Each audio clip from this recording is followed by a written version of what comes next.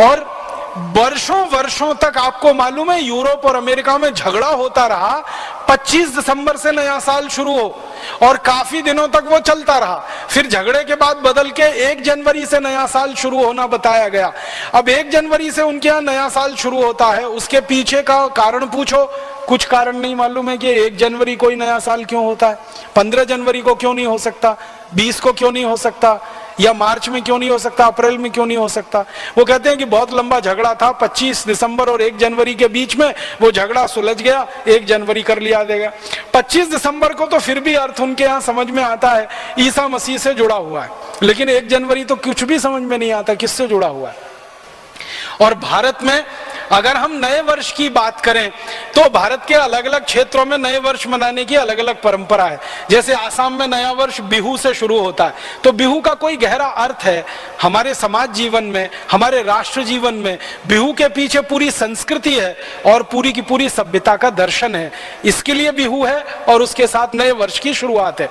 इसी तरह दक्षिण में हम चले जाएं तो मानते हैं कि ये दिन खास है, ये दिन खास है। उत्तर में, दक्षिण में, पूर्व में, पश्चिम में।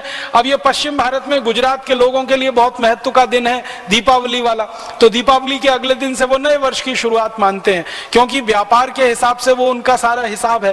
तो हर जगह भारत में नया वर्ष है, वो चाहे तमिलनाडु का हो, चाहे आसाम का हो, गुजरात का हो, या हमारे इधर लोहड़ी होती है पंजाब में, लोहड़ी से नए वर्ष की शुरुआत मानी जाती है। तो सब जगह कुछ ना कुछ विशेष आधार है और उसके पीछे पूरा दर्शन है।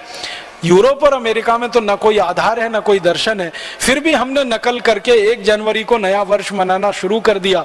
और इस देश में ऐसा बेहूदगी वाला हिसाब किताब बन गया है कि 31 दिसंबर की रात को और 1 जनवरी की सुबह देश के मुंबई, दिल्ली, मद्रास, बेंगलोर आदि आदि बड़े शहरों में होटल बुक किए जाते हैं, रात भर पार्टियां चलती हैं, कान फोड़ू संगीत बजाया जाता है और पता नहीं क्या क्या सब व्यभिचार किया जाता है। वो नए वर्ष मनाने का हमने पूरा नकल करके पश्चिम से या यूरोप अमेरिका से अपने जीवन में बसा लिया।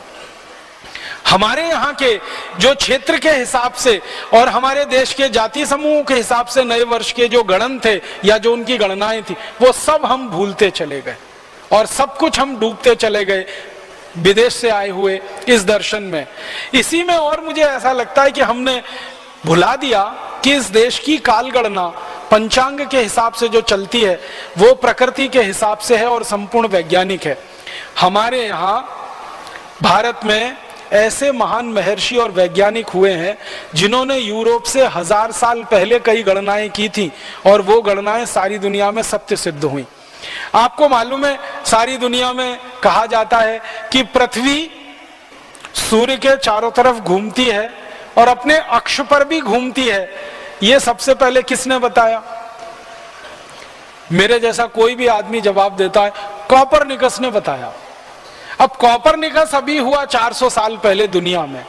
कोपरनिकस के जन्म के ठीक 1000 साल पहले भारतीय महर्षियों ने यह पूरी बात बता दी थी कि पृथ्वी सूर्य के चारों तरफ भी घूमती है और अपने अक्ष पर भी घूमती है। और पृथ्वी के घूमने का जो दर्शन है पूरा, जो उसकी व्यवस्था है, इसी में दिन होता है, इसी में रात होते हैं। दिन इतने समय का होता है, रात इतने समय की होती है। फिर दिन का बंटवारा किया, फिर रात का बंटवारा किया और वो बंटवारा करते करते करते करते समय को सूक्ष्मतम स्तर पर ले जाके नाप लिया और उस नाप को आगे बढ़ाते हुए पृथ्वी से सूर्य की दूरी को नाप लिया, सूर्य से चंद्रमा की दूरी को नाप लिया, चंद्रमा से पृथ्वी की दूरी को नाप लिया, हर दूरी को हमने सौर मंडल में नाप लिया। भारत के महर्षियों ने 1000 साल पहले, कोपरनिकस का जिस दिन जन्म हुआ उससे ठीक 1000 साल पहले ये भारत के लोगों को पता था। लेकिन दुर्भाग्य हमारा और सारी दुनिया का कि सारी दुनिया में अभी भी यही पढ़ाया जाता है और बताया जाता है कि कोपरनिकस सबसे पहला व्यक्ति था जिसने ये बात बताई कि पृथ्वी सूर्य के चारों तरफ घूमती है और अपने अक्ष पर भी घूमती है, जबकि सच्चाई इससे कोसों दूर है। हुआ क्या, हम डूब गए पश्चिम से आए हुए एक विचार में और सूचना में।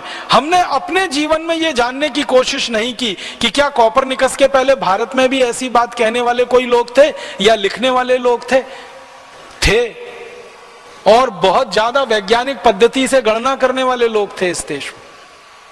तो समय की गणना, काल की गणना, पंचांग की गणना और उसके हिसाब से दिन और रात की गणना, उसके हिसाब से सप्ताह की गणना, ये सब कुछ भारत से निकलकर दुनिया में गया।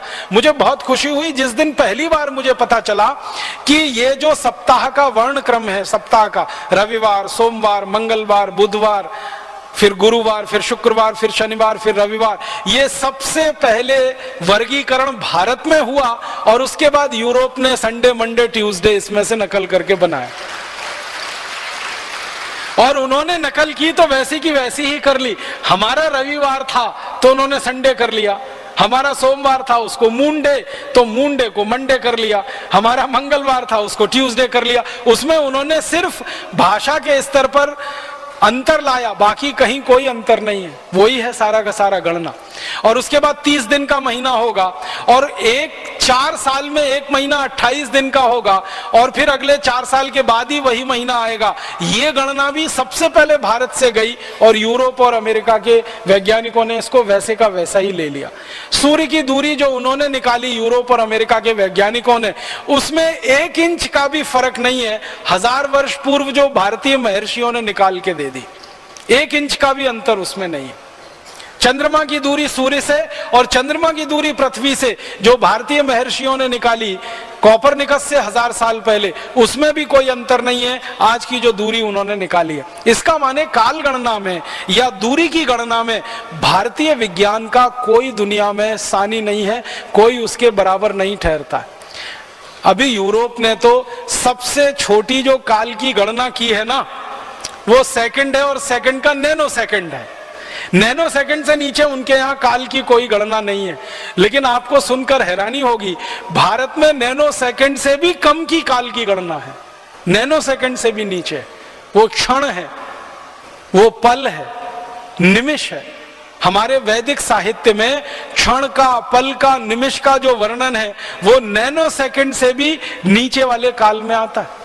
इतने सूक्ष्म काल की गणना हमारे देश में है।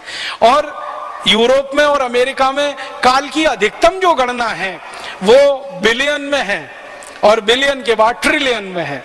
वो मिलियन पहले शुरू करते हैं, फिर मिलियन के बाद बिलियन शुरू करते हैं और बिलियन के बाद ट्रिलियन शुरू करते हैं।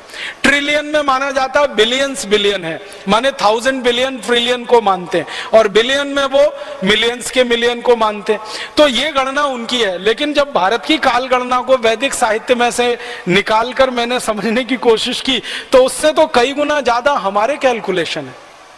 जैसे मैं उदाहरण के लिए आपको एक सरल सी जानकारी दूं, हमारे भारत में कलयुग की बात होती है, द्वापर की बात होती है, त्रेता की बात होती है, सतयुग की बात होती है। ये कल्पना तो यूरोप में किसी को है ही नहीं। कलयुग 4,32,000 साल का है, द्वापर 8,64,000 साल का है, फिर त्रेता हमारे यहाँ 12,96,000 साल का है और सतयुग हमारे यहाँ 17,28,000 साल का है। ये चारों युगों को जोड़ दिया जाए तो चतुर्युग बन जाता है, ये 43,20,000 साल का होता है। और 71 चतुर्युग का एक मनवंतर हो जाता है जो 30,67,20,000 साल का होता है। और एक चतुर्युग जो है ना वो ब्रह्मा जी का एक दिन है और एक चतुर्युग ब्रह्मा जी का एक रात है। इतने लंबे कैलकुलेशन करोड़ों करोड़ों साल के। और हमारे मन में कितना वो रच बस गया है काल की गणना का कि अक्सर यहाँ यज्ञ होता है, उस यज्ञ में संकल्प पढ़ा जाता है और वो संकल्प भारत में हजारों हजारों लाखों लाखों लोग सामान्य रूप से पढ़ते रहे। वो सारा संकल्प अगर ध्यान देंगे तो काल की गणना ही है। कान में जो शब्द पढ़ते हैं वो सारे के सारे काल की गणना के ही शब्द हैं। तो संकल्प बोला जाता है यज्ञ के समय, और यज्ञ करना इस देश में हजारों वर्षों तक सामान्य लोगों की दिनचर्या में शामिल रहा है। तो हजारों वर्षों तक सामान्य लोग दिनचर्या में संकल्प बोलते रहे हैं, माने काल की गणना करते रहे हैं, क्षेत्र की गणना करते रहे, स्थान की गणना करते रहे। क्योंकि जब हम यज्ञ करते हैं तो स्थान का नाम होता है, क्षेत्र का नाम होता है, राज्य का नाम होता है, फिर देश का नाम होता है, फिर शायद सारी दुनिया में देश का एक छोटा सा हिस्सा है उसका नाम होता है। तो ये सब कुछ हमारे यहाँ सामान्य रूप से हर व्यक्ति के लिए उपलब्ध रहा हो। अब उस देश में सामान्य रूप से हर व्यक्ति के लिए जनवरी फरवरी मार्च तक सीमित हो जाए सारा समय गणना, या जनवरी फरवरी मार्च के बाद उनका फोर्टनाइट और वीक में सिमट जाए, तो ये बहुत दर्दनाक और अफसोस की बात है। और ये दर्द और अफसोस शायद इसलिए है कि हमारी शिक्षा व्यवस्था में जो भारतीय संस्कृति को हमने कोई स्थान देकर विद्यार्थियों को तैयार किया होता तो शायद ये गिरावट हमारे देश में नहीं आई होती।